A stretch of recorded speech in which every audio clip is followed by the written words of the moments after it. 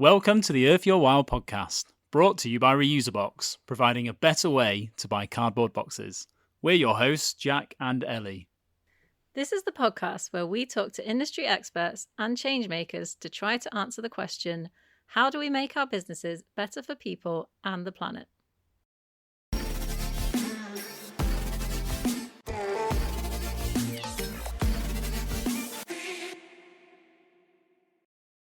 Today on Earth Your Wow, we're joined by Joss Ford, founder of Enviral, a B Corp certified marketing agency on a mission to tell stories that matter. Joss has built Enviral into one of the UK's leading purpose-driven agencies, helping brands not just look sustainable, but be sustainable. We'll dive into his journey, what it really takes to market with impact, and how brands can avoid the traps of greenwashing while inspiring real change. Thanks for joining us, Joss. Thank you. That was, love that intro. We're going to have to wheel you in other plations. That's very, very kind of you. Solid intro and one take as well. So, for those who don't know, Joss, tell us what Enviral do and the origin story, how you ended up creating this company and why. So we exist to stop global yawning. It's an absolute snooze fest out there, isn't it? Especially in the world of sustainability. And as a brand and comms guy, I've always been interested in how different businesses, charities, organizations, how they show up and how they have an impact on the world. Basically, I founded the company back in 2013.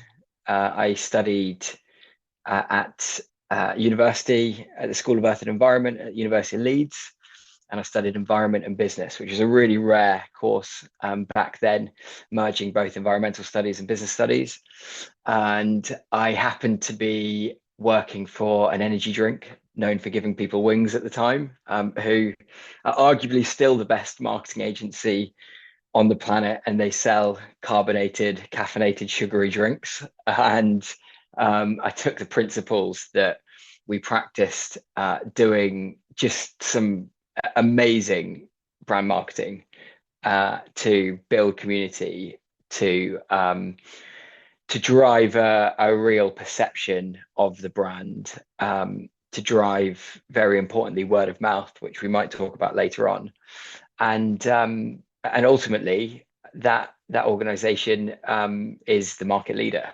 And so I wanted to take the ingredients that I learned there, the ingredients that I learned at university. In fact, there wasn't actually that many ingredients at university. That was probably the reason that I wanted to do this, that I saw the opportunity for this, was that like everything looked and sounded the same. Like I just couldn't quite believe that everything was so academic, so scientific, and so fucking dull.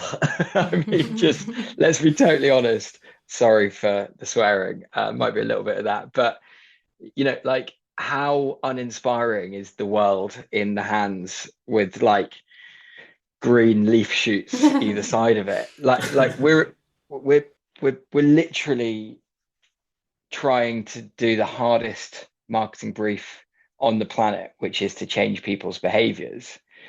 And if we're going into battle with that as the imagery, or this as the tonality of really just ununderstandable stuff, even for most people within the sector who have been studying it for decades, how are we going to get it to be the mainstream? That was the journey, really. And were you always interested in like impact and sustainability? Like what was it that like led you or inspired you to actually work in that area?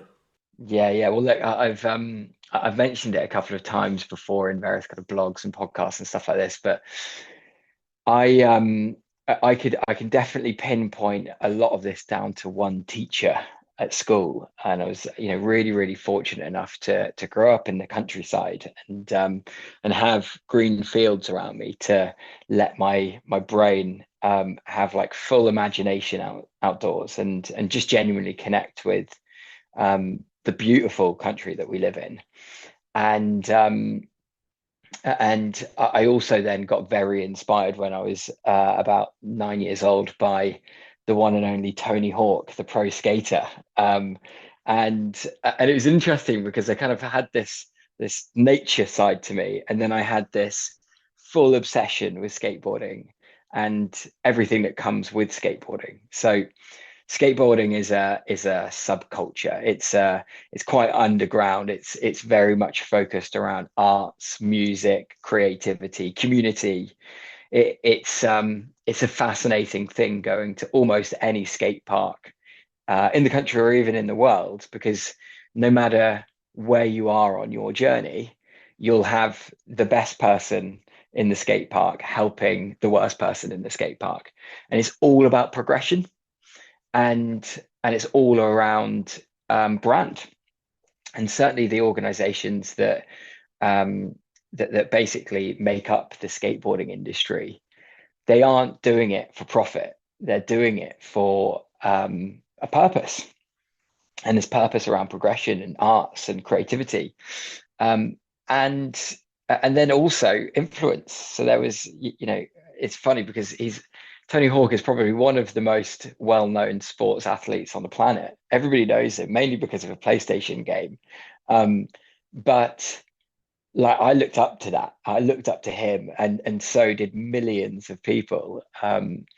And so I kind of had that basis of like this subculture over here going against the grain. Then I had this kind of nature side to me over here, and I had a teacher who basically spotted that I was quite interested by renewable energy at the age of 16. But it just wasn't cool. In fact, it was like the polar opposite of cool. And as much as the man Elon Musk is somebody that I don't really like talking about, he certainly did something a while back to make it at least interesting, because I thought it was super interesting that you could power your light bulb or your kettle or your TV from the wind, the rain, and the sun, but it just wasn't interesting. It wasn't cool. It wasn't an interesting I guess narrative to have as part of your kind of like teenage years, which were all about like playing guitar and skateboarding and stuff like that. But I did find it really interesting. I did find it cool. And I remember having a conversation with his teacher, and he's like, yeah, it's, it like literally could be the future.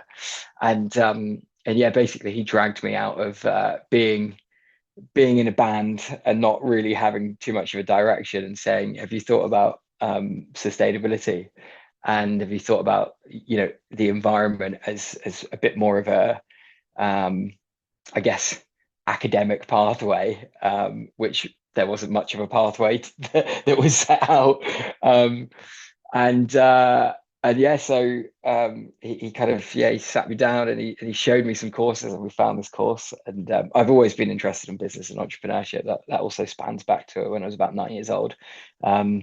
So we found this course. I didn't get the grades to go in, but I called them up, and I basically blagged my way in. So that's how I got into it.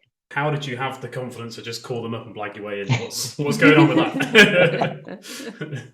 Yeah, that's an interesting one. I don't know. The amazing Jonathan Porritt, who is a phenomenal, I mean, the grandfather of environmentalism here in the UK, if not globally, an absolute role model to me. I had a very serendipitous meeting with him. Well, I don't know if it was serendipitous, actually. He was speaking at a science festival, and like, bearing in mind I was getting like D's in science, I wasn't like a huge I always was fascinated by science, but I wasn't academic. And my school had these tickets to the science festival, and they were like, does anybody want to go? And nobody said yes apart from me. And it was mainly just so that I just could get out of school. And I went and saw him speak, and then I met him afterwards. Him and Tony Juniper, who so Jonathan Porritt started the Green Party and Forum for the Future, and a massive advocate for various different environmental pursuits the country has been on. And then Tony Juniper was Friends of the Earth, and he wrote a book, and they'd just written a book called something like how many people does it take to change a light bulb, or something like that. And this is a long time ago now. This is at least probably 16, 17 years ago. And I went to go and see them talking about this book, and it just basically reaffirms that I thought that this thing that wasn't cool was actually really interesting and cool, even though I might not have wanted to put it into my kind of aura and my street cred. And then I basically hounded Jonathan Porritt for 2 years to see if I could shadow him, and yeah, basically he replied one day being like, "My dear boy, he's quite an interesting, grandfather. You definitely want him to read bedtime stories to you."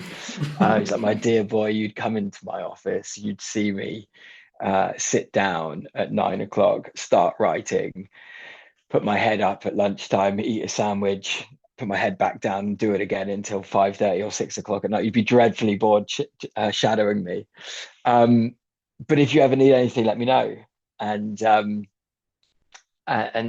I took that as, well, I pretty much did all of the legwork to shadow Jonathan Porritt. So I called up once I didn't get my grades, and I was like, "Well, listen, I've got this opportunity, possibly shadowing Jonathan Porritt." And they were like, "Oh, Jonathan Porritt, really? The fact that you're 18 years old and you even know who he is kind of interesting." And they were like, "Well, we should probably give you a shot." So yeah, that's how I got in. And it's my parents are both traders. My mum's an antiques dealer, and basically, yeah, it's an interesting gift of the gab that I guess I've always been around. I think that's more important than any grades that you can get in in GCSEs or A levels or whatever. Massively. Well, I mean, life is about overcoming obstacles, and like with the climate crisis, it's a lot of really big obstacles. So 100%. Yeah, no, it's an incredible story. And then how did you end up then? So from going to uni, how did you end up getting into, I guess, like marketing and branding and getting into that side of climate change? Yeah. So yeah, as I mentioned, kind of registered the company back in 2013. And was that when you were still at uni then? Yeah. I was literally like in a lecture, and I just started daydreaming. And interestingly, the theme of the course, it was part of the business school, and it was called Social Media and New Venture Creation. That was the LUBS 20004 was the code. And honestly, all of my friends took the piss out of me for taking this module. We called it Twitter Studies, and they were probably right. The fact that there was like a module on social media was quite interesting, but I definitely knew that it was going to be something, and it was going to be really important. And I remember going there, didn't know anyone, and started daydreaming.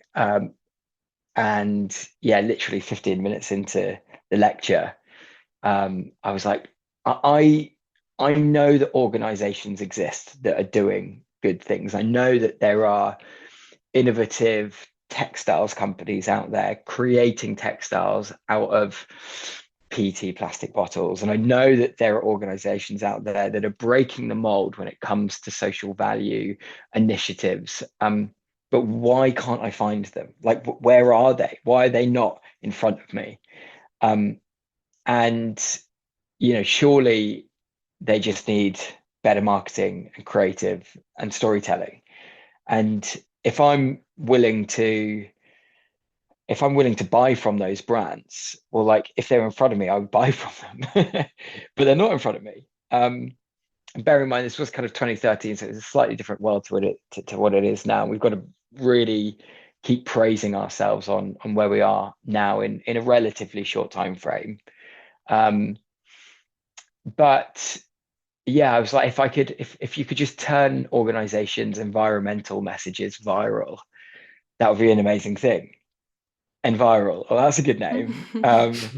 And went online, By the end of the lecture, I'd bought the web domain name, started sketching a logo, which was what our first logo was. Yeah, that was it. You just knew that it was quite an interesting name, and the proposition of helping organizations tell their sustainability stories with more creativity and taking the ingredients that I'd learned from Red Bull, specifically around how do we create word of mouth. I knew that would be successful, and yeah, so that's how it happened. I think that's definitely the definition of right time, right place as well. But it's interesting because I think you're right. Though, like back then, when was this? 2013, you said. I think definitely like the branding and the marketing of sustainability and climate change was very, like you said, boring. Yeah. Very academic. So yeah, and there were these like moments, weren't there? Like if we think about things like the famous Al Gore inconvenient truth cherry picker moment, like effectively that was like a stunt. Like most people remember the cherry picker because that was a unique activation to back up a message. They don't remember the stat. They don't remember the specific message apart from the fact that, oh, that grabbed my attention. And so those have happened for decades and decades and decades. But like we just need more of them, and we don't need a politician or a scientist to do that. We need brands to put it into the everyday. We need influencers. We need artists. We need sports people, the people who the general public actually look at, the people like the Tony Hawks that people idolize. Those are the people that if sustainability was brought into the center of their brands and their lives and their everyday, it would pick up. So that was part of the rationale, really.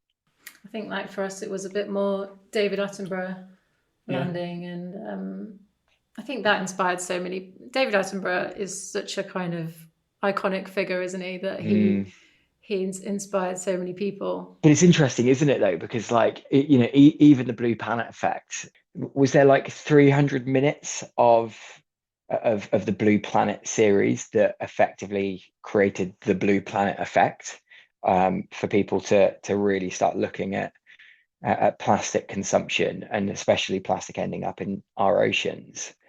I think that there was 7 minutes that in the whole of the series that talked about plastic. Yeah, it's such a small amount, such a small percentage of the actual whole documentary.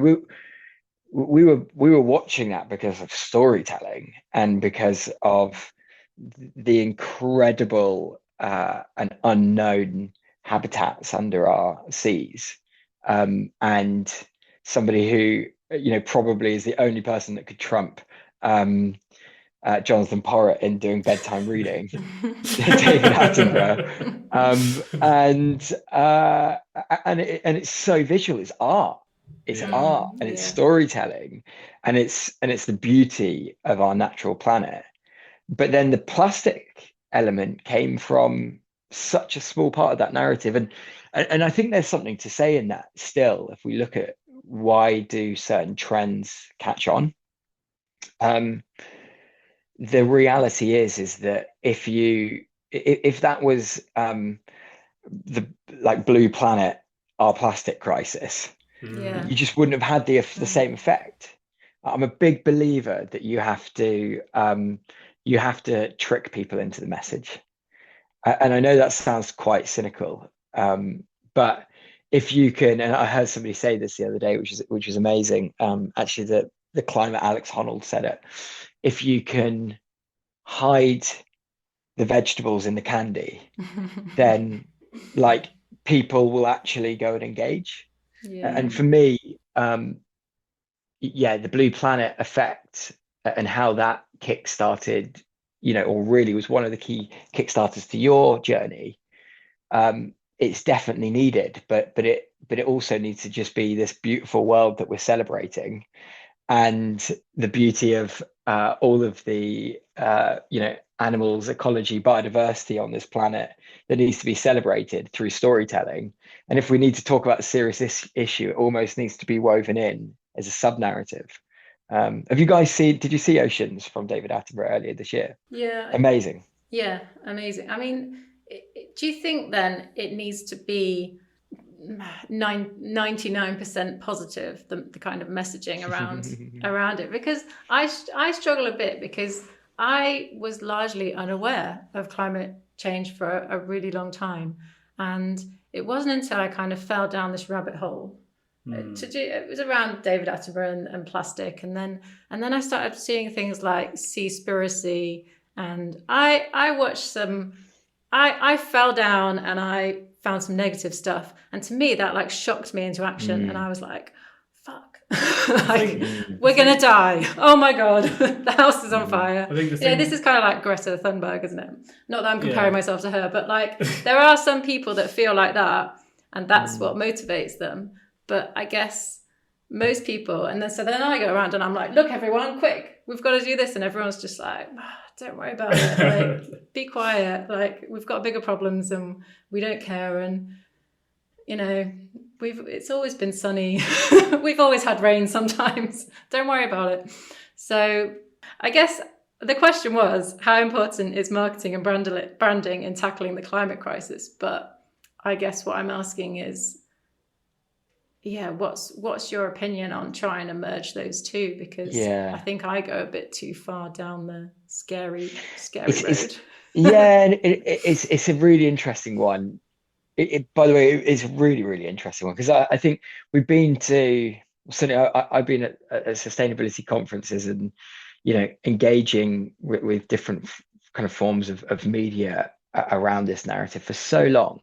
And the classic question is, hope versus urgency, optimism versus, negative despair.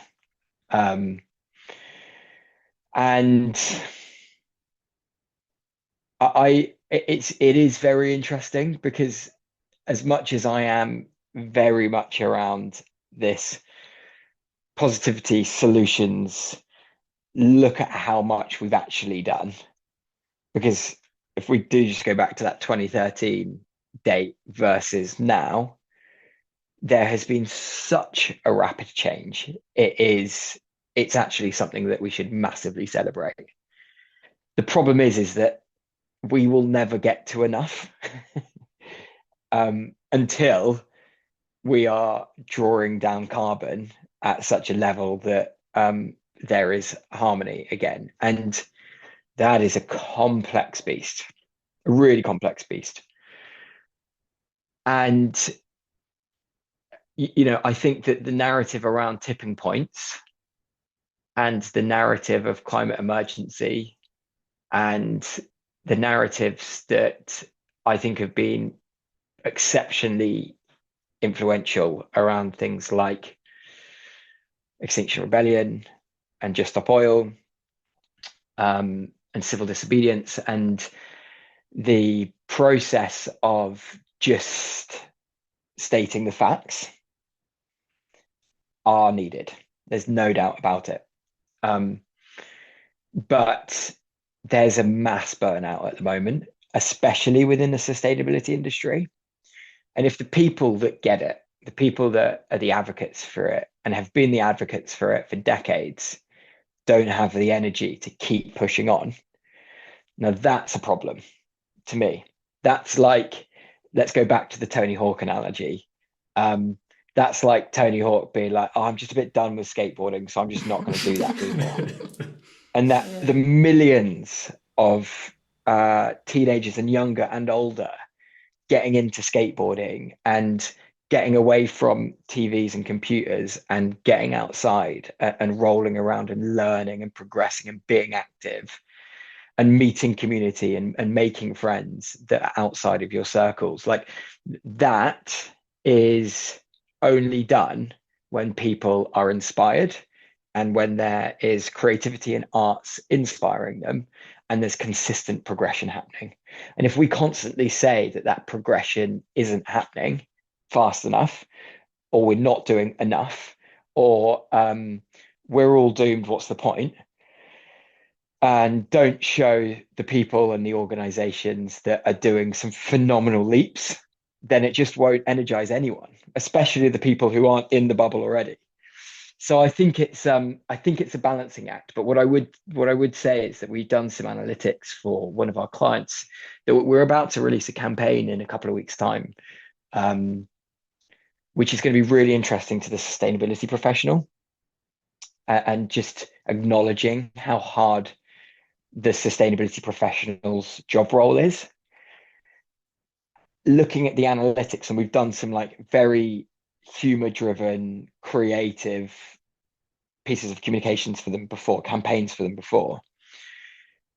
We've A/B tested positive messaging versus more urgent messaging, and the urgent messaging works on places like LinkedIn. Like, people are responding to that narrative more than look at the solutions.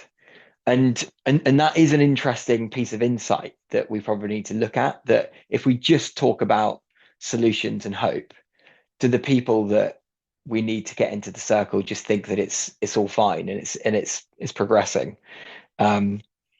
Or do we still need to have a level of alarmism? And I don't know the answer, which is an interesting one, because a year ago I was just solutions only. Yeah, because yeah. Like, what about the people that aren't aware or don't really care? They're just kind of like, not a problem. I guess you're kind of verging into denialism there, but not that bothered. Yeah, but interesting what you just said there is that the people, like, with that tonality as well. No, sorry. God, that was so bad of me. No, I'm just saying this from a basis that we are tuned in. Every single person is tuned in to think that it's the individual's responsibility, when it's just not. The biggest impact that we've got, and of course there are people behind brands, are the biggest companies on the planet. It's governments, the biggest companies on the planet, and the richest people on the planet who have to pay their way on this. And so I think when you said people there, naturally I just thought about the masses and people who live in streets up and down the country, all around the world, when it's just disproportionately not them that should be the people who are doing the hard work. But yeah, I guess you could go deeper and say, how do we then change the governments? There's the billionaires. Yeah, for sure. If anybody's got the answer to that, please send us in a message. I was going to ask you later on, but now seems appropriate. Like, if there's someone listening that's got like an impact brand or the big idea and they're trying to get engagement and new customers, like what's like a simple piece of advice that would help them raise awareness, get engagement, get customers? What's the, is there any like simple things they could do that you've learned from analyzing brands and campaigns? And specifically around getting more customers? Well, I guess it's like behavior change, I guess. I mean, like, we have an impact brand and we have a big idea and a product, and we do struggle trying to get the really big brands on board. And it's like, how do you get that behavior change? I don't know. Yeah. So the reality is that a lot of people who are in kind of whatever we call what we do, whether it's sustainability marketing, or purpose-driven communications, underneath all of this are tried and tested processes for almost any marketing agency in the world or any brand who practices marketing. We've got to use those tools often. Degrowth is a slightly different narrative, but we should use tools that exist and then apply them to purpose-driven brands. And one of the great ways that we kind of look at things is that, without a margin, you have no mission. Like, I genuinely believe the most successful purpose-driven brands on the planet are the ones that have gained so much competitive advantage through who they are and what they stand for, but also because they sell a hell of a lot of products. And I don't think there's actually necessarily a bad thing with that. If you've got somebody like a Tony's who's just come into the chocolate industry in the last decade, disrupted it so vastly that by how they operate, it then sells them as many chocolate bars as possible and then influences the rest of the chocolate industry, I see that as more influential than being this really nice, bespoke, purpose-driven brand that stands for stuff but doesn't want to sell lots of stuff, because you're just not going to be able to have that large-scale impact. And so one of the models that we use to effectively and use, specifically, like, let's look at B2B, because that's quite an under-told story.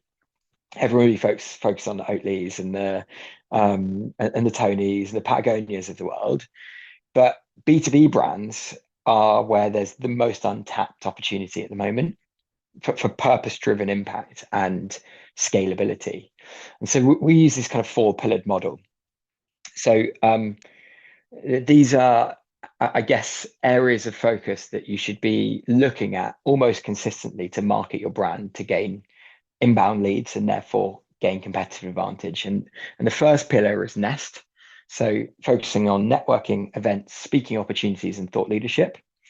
And it kind of does what it says on the tin, Nest, right? It's you and a series of advocates within your business going out and going out into the action, meeting people, and having a perspective. Then there's strategic partnerships. So an example of a strategic partnership for Enviral would be somebody like Creatives for Climate. So we're part of Creatives for Climate and the Ethical Agency Alliance, and we have a partnership with them, and we speak on some of their panels, and we've put out various thought leadership and contributed to the reports that they create, and that helps us gain really great talent. Then there's a kind of a pillar called which just focus on referrals and strategic referrals. So that might be like a referral partnership agreement that you might have. I might partner with a web agency, and because we don't offer that, and I can offer my clients websites through them, and they can offer their clients creative content and strategy and advertisement. And then is traditional marketing. So most people just focus on this pillar. Most people just think about your organic social media posts. They think about your SEO, your website, your digital advertisement. They're all really, really important things to keep your brand front of mind and thought about where people are hanging out. But without those other three pillars of Nest, strategic partnerships, and referrals, you're just not going to grow your business, in my opinion, at the rate that's needed. And so, that's something that we really, really focus on. On the other side of things, for brand marketing, which does appeal much more for B2C brands as well as B2B brands, is that word of mouth model that I talked about really briefly in the introduction. So word of mouth is the best metric that any brand can focus on, in my opinion. It's really hard to track. It's not your click-through rates from your email newsletter. It's not looking at how many people landed on your site in this specific time frame.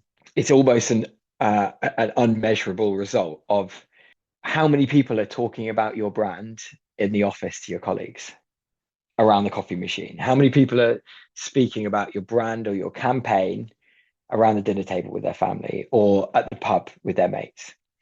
Now that's where the gold always happens with campaigns. That's the model that Red Bull only focuses on. They literally could not care. They couldn't care about their email newsletter followings and stuff like that. They have it and they have people managing it, doing a really great job, but that is not their focus. Where 99.9% of brands' marketing teams are focusing on that. They're focusing on those word of mouth moments. And in my perspective, the most untapped thing for B2B brands is finding those word of mouth moments and then doing them in a creative, credible, and quite consistent way. And the way that you can generate word of mouth often is through working through sponsorships and partnerships as a third of a pillar. So, showing up at places like, the Blue Earth Summit, which is coming up in a couple of weeks' time. It's working with opinion leaders, and that of course could be your CEO or somebody that has got a specific piece of thought leadership in a business, writing blogs or doing LinkedIn videos, having a perspective on the industry and the mission, or it could be working with external influencers, which is obviously a very tried and tested way of brands getting bigger followings and growing sales, but it does cost money often. And then it's communication. So it's everything that we think about, like digital advertising, PR, TV, radio, out of home, your newsletters, stuff like that, editorial as well as advertorial. And if you could focus on those three pillars of, I'm going to just repeat them again for people who might just be running on a treadmill: communications, sponsorships and partnerships, and opinion leaders, all at the same time around one campaign to drive word of mouth, something that's actually genuinely interesting that somebody else is going to have a conversation about. That is where brands genuinely scale. And we've seen it time and time again with the Patagonias, the rock walls, the kind of the Oatleys of the world doing interesting things that people talk about. Sorry, that was a bit of a ramble, but hopefully that was useful. That was incredible. Yeah. Like, we spend a lot of our time thinking about this for our own business. So I think it's the best advice I've heard. Thank you. And if anybody is at the Blue Earth Summit, I'm actually going to do a workshop just fully giving away our model to just help people, because I've just realized that, like, if people don't have a model to follow, everybody just has this spray and pray approach. Yeah. And then everybody gets really frustrated that they're not meeting objectives and they're not growing. The amount of people in sustainability who have gone out of business, and especially in the last 3 years, is absolutely wild. And so, just even most people are going to be doing those things already. But having a structure and a framework to know that, I actually am doing it right, is amazing. Yeah, that's what I was thinking as you were talking. I was like, well, we do all of these things, but then you mentioned the word consistency, and I was like, it's about trying to do all of them structured, keep it together, and then keep doing it, and do it more. Yeah, for sure. Enviral have declined work from brands that you felt weren't genuinely sustainable. What's the most controversial rejection you've made, and did it scare you? Yeah, it's a bit live at the moment. It's a bit live. It's a bit pointy at the moment, because we've just turned down, as we just mentioned, it's a tough market out there at the moment, isn't it? It's really tough. And sustainability is in winter at the moment. It's in winter hibernation. It's not the COP26 years where we're in a summer month of lots of innovation and investment and momentum, specifically around comms. People are really worried to talk about things, and that consistency certainly isn't happening en masse. And so briefs, and I think most agencies and consultancies would be kind of like backing us up, that they're just not as plentiful as previous years. So turning down work is even more spicy. We've turned down loads of work before, and for various reasons, right? So whether we've got the capacity to do it, whether it's our expertise, or if they just don't align to our ethics and values. And we've just had a brief that's come in. I'm not going to mention the names of any of these brands, but we've just had a brief that's come in, and it's a spot on brief. Like, the brief is really well written. It's so in our wheelhouse, and it's like it's all about how we communicate in organizations, impact creatively, like completely breaking the rules, like creative license and creative freedom as us as a creative agency, stopping global yawning. They're really up for us guiding them. Budget is great. They've got an internal sustainability communications team. So most brands in marketing departments have got stretch marketing departments, let alone a department within their marketing function that is purely focused on sustainability content. The brief is bang on, but the logo at the top of the page is not right. And it's a real shame. It's a real shame, because I genuinely believe that there are great people, not just good people, there are great people in bad organizations. And this one just doesn't work for us. It's a foundation as well, which is even more pointy in the fact that they've got their own foundation, yeah, philanthropically giving millions and millions and millions of dollars a year to good influential causes, but the root of the business model isn't right. So we've turned it down, and that's something that I just genuinely believe that short term versus long term is the right thing to do. Interestingly, we took the call. We took a brief call, and I think it's actually right for agencies to sometimes do this, but do it with extreme caution. That naturally, when the email came through, and it came through a speaking opportunity that I had. If we go back to that Nest model, it came through a speaking opportunity at an event, a really credible sustainability event earlier this year that this person was attending, and basically, brief came in, read it, automatically we're like, it's probably not right, but let's take the call.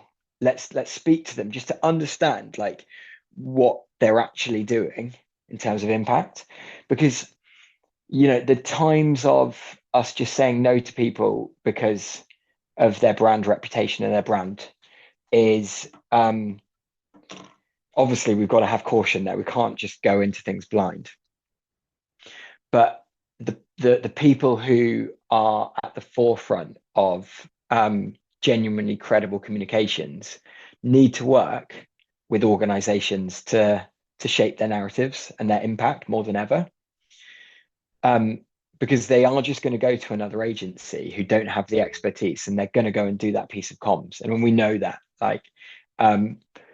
so let's understand what they're doing, and let's say, by the way, this brand isn't an oil company, and this brand isn't BP, but let's say it's BP, and let's say BP overnight basically kind of stuck two fingers up at their shareholders and said, actually, you know what we are doing, the extractive nature of our business model isn't right, and it's not long lasting.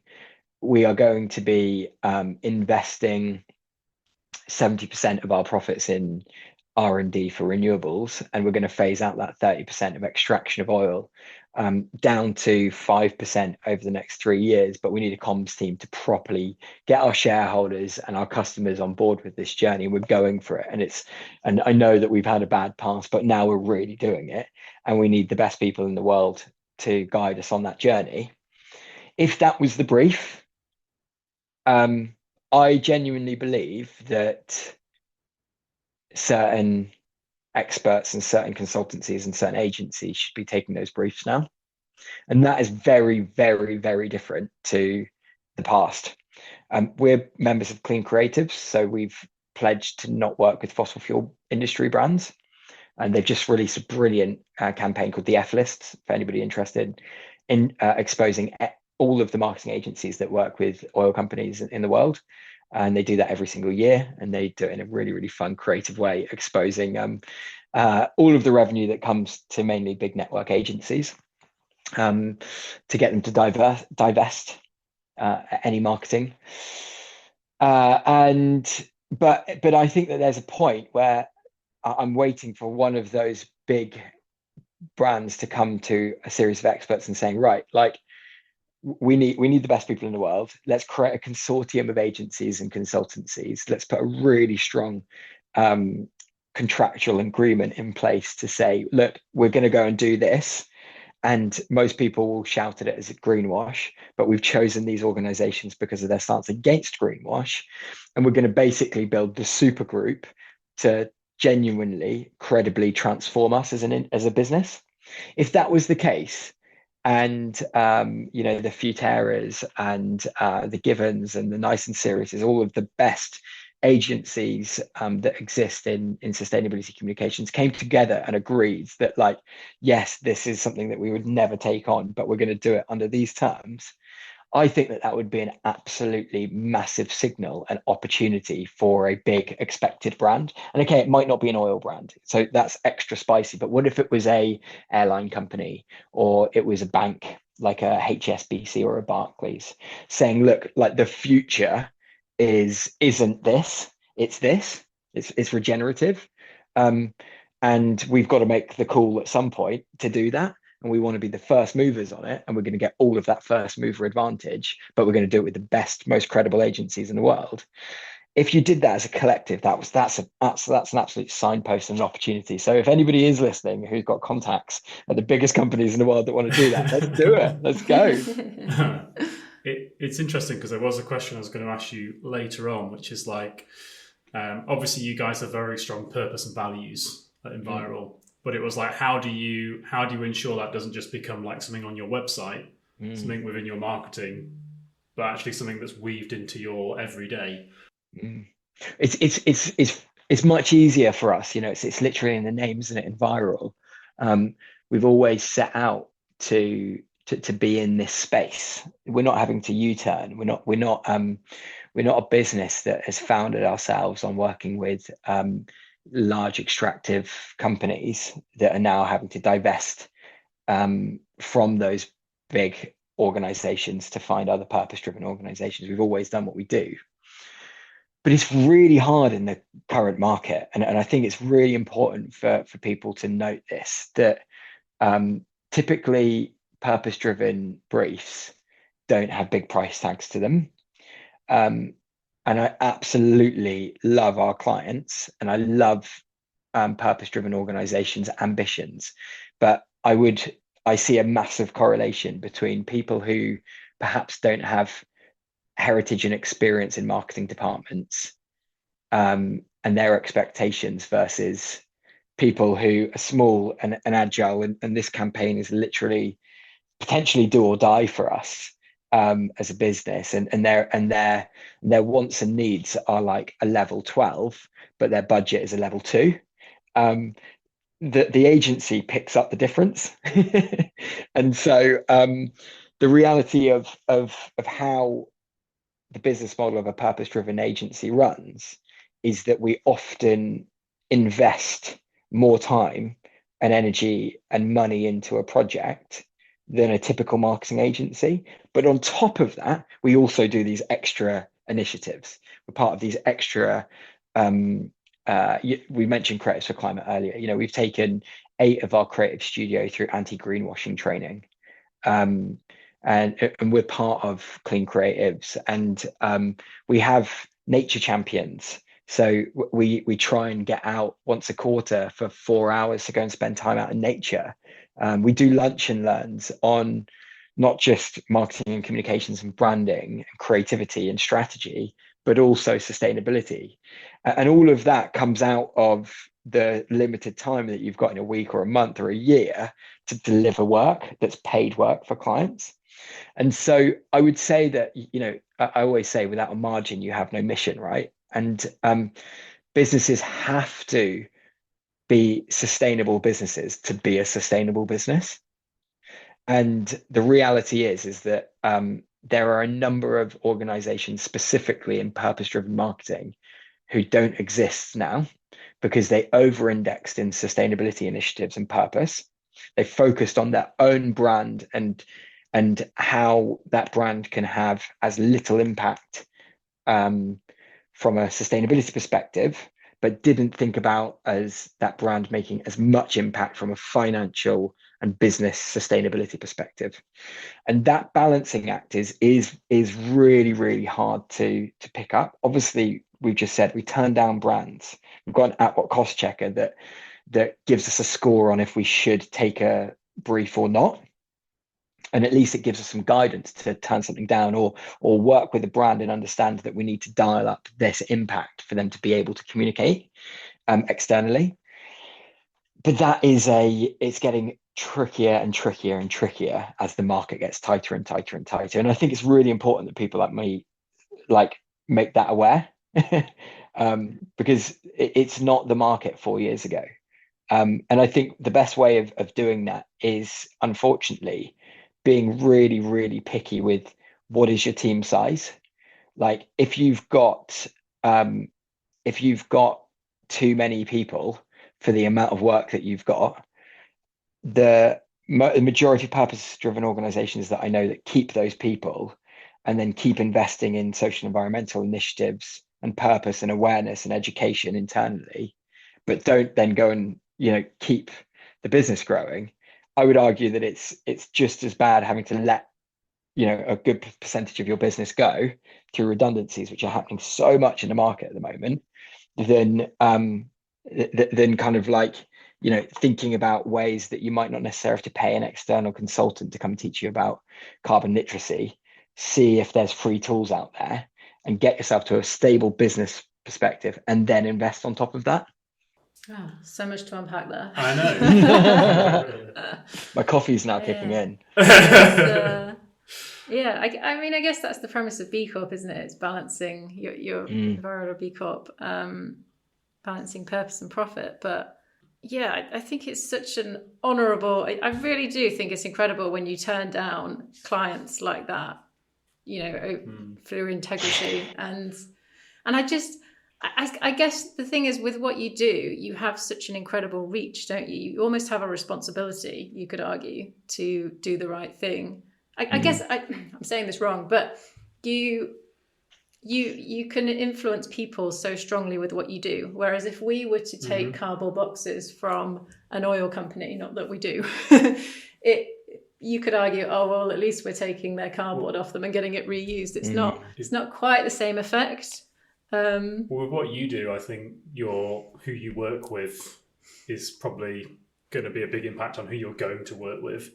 But it's funny because we actually took on a big contract with a company that we thought wasn't very ethical, if you remember. And you were like, don't do it. And I was like, yeah, but look at all the money. I was like, what we're doing actually reduces their impact just by opening the reuse boxes. We have this conversation a lot. So we did it, and it was the worst thing we ever did. I mean, we lost so much money on it. They were horrible to work with. Yes, some of these companies are not very nice. They were terrible to work with, and we shouldn't have done it. Once again, you were right.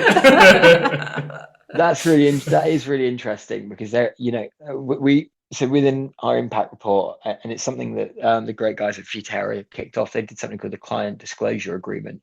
So they got agencies, and again, it mainly over indexes as B Corps now, although it'd be great for it to be, I guess, a mandatory thing with an agency practice that you have to disclose where your money comes from, where your revenue comes from. And it's not, a list of your brands, it's just a list of industries. And also then an opportunity to disclose any possible controversial clients. We worked with, for a grand total of 2 months, we worked with a foundation again, but the foundation was based in shipping and cruises and shipping and stuff like this. And this was back in, it was so long ago. It was like 2018, and so there was a little bit of naivety in like running a business, because it was like our first year of business. And I remember we went out to Geneva. We had these meetings, and they were just fucking awful. It was literally like the most lame meeting I think I've ever had, ever. And it was just total greenwash. But we're not gonna, like, we charged for the time for preparing that workshop, going over there. We didn't actually do any comms assets for them, but we did do a load of upfront strategy work, and we charged for that time.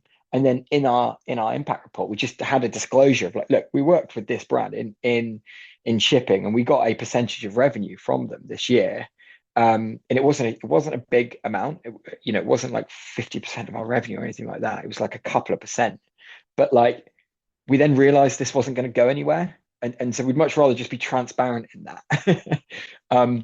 But also, there are scenarios where we work with brands, and there's an interesting brand that we work with at the moment. A net positive good is really good. Like, we've done some great communications for them. They're in the circular economy, and a brief has come up just in the last couple of weeks, which we took, They couldn't tell us anything about it. We signed an NDA. We put it into our workflow. It was a really tight time frame, and based off all of the other work that we've done with them, it's all focused around, you know, real behavior change communications, internally as well as externally. And this project wasn't that. And it was very much a sales piece, and it would have been something that if it was a new client we would have turned down. But that happened, and we've done the work. And as soon as we found out what it was, we messaged the team and said, look, we're literally in the middle of delivering something. Now we've actually found out what it is. It's not something that we would be really open to be talking about. If we want it as a new client, we wouldn't be shouting about it everywhere. In fact, we wouldn't have taken it on in the first place. But this has happened, and we'll put that in the client disclosure agreement. We literally, our general manager messaged the team straight away. We had a chat about it in our team meeting. It's like these things sometimes, unfortunately, do pop up, but you just got to be transparent about it. And we've also just got to look at progress, not perfection. So, you've said you can spot greenwashing a mile off. In a world swimming in eco claims, what's the most cringe-worthy example of greenwashing that you've seen? Yeah. So, I saw this was one of the questions that popped up in it, and it sprung to mind last night. I had I was an armchair warrior for a small amount of time, where I got quite highly heated in an Instagram comment section with a brand.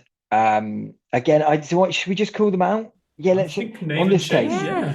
Let's name and shame them.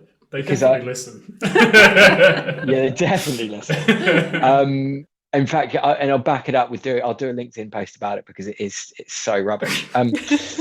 So Harry Kane has got a brand called One Pure Planet, I think it is. And basically it is, I'm just going to have to get this up. Yeah, One Pure Planet. We just looked at this. And they're 100% eco-friendly company. And they've got, I can't actually remember what the actual terminology is about carbon, but effectively what they do is they make headphones, they make charging banks, and they make earphones and stuff like that. It's an electrics company, and their claims are just so wildly incorrect, and it's genuine greenwash. That is a footballer and an influencer to millions of people who stereotypically wouldn't be core sustainability heads. They are, let's go back to the Tony Hawk analogy, footballers especially are on another level of culty, where I'm not a big football fan, but they look up and idolize footballers so much. And if you've got a teenager who looks up to Harry Kane, who is buying and spending a premium on a product because they think that they're doing the right thing, they think that what they're doing, their purchase is eco-friendly, that is completely the wrong influence. It's complete. It will be spotted in Green Claims Code, and I'm looking forward to, doing a real push on this. I think we're definitely gonna push this one. What's the company called again? One Pure Planet. So there you go. Have a look at that. The name itself is ridiculous, isn't it? I'm just thinking, did Harry Kane just wake up one morning and go, I've got to start a headphone brand, an eco-friendly headphone brand. but let's dissect this a little bit. This is the really important bit here. This is unintentional. Is it? This is somebody saying, do you know what? There's no carbon impact on these products at all because I'm buying them in from most likely China. They're wrapped in plastic. They've got there's no replacements as much as I can see on the website. It's not you can just send it in and get replacements, and it's a lifelong product. It'll have a shelf life on it. Those electrics will break, the charging cables will break. But if you're going to go and offset carbon to the amount that you've analyzed, it's got 100 tons of carbon to make, and I'm going to offset 200 tons, and the perception is that there's no carbon impact at all and that's 100% eco-friendly, that is just a lack of education and awareness. And so it's not that that is being done maliciously, in my opinion. It's not an oil company or an airline company that is trying to completely dodge something. This is a brand at the center of their brand, their name, just like Enviral, One Pure Planet. Somebody has said, you know what, sustainability is something that's interesting. Headphones are interesting. Let's look at Beats Dr. Dre. That was like a success story in business. Let's go and pitch Harry Kane the exact same thing, and we're going to make it eco-friendly. We're going to package this up as the narrative. And it's done without care and attention, without using experts like ours, not coming to the spaces and engaging with how creative, credible, and consistent communications are put together in the center of the brand. So, I mean, look, Harry Kane, if you're listening and you want to come and approach Enviral, we'll change your messaging, because big ups for trying, big ups for going and doing something that is clearly of interest to the center of the brand. It's not just I'm going to do this for Q4 and then pick up a different narrative. It's all over the branding. And I mean, there's even a label. You've got to go check it out if you're running right now. You need to go and look online. There's a label that says 100% eco-friendly. It's like a stamp, like a B Corp stamp. It's so weird. Like, who's made that?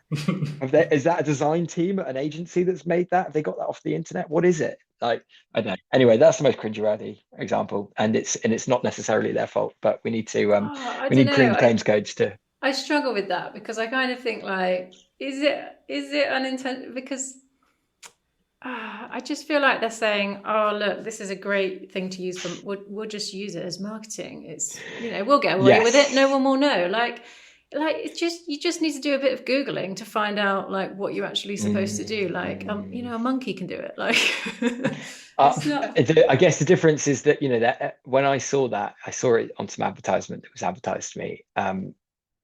Again, they probably need a bit of help with, well, maybe they've got me because of my interest in sustainability, but not football.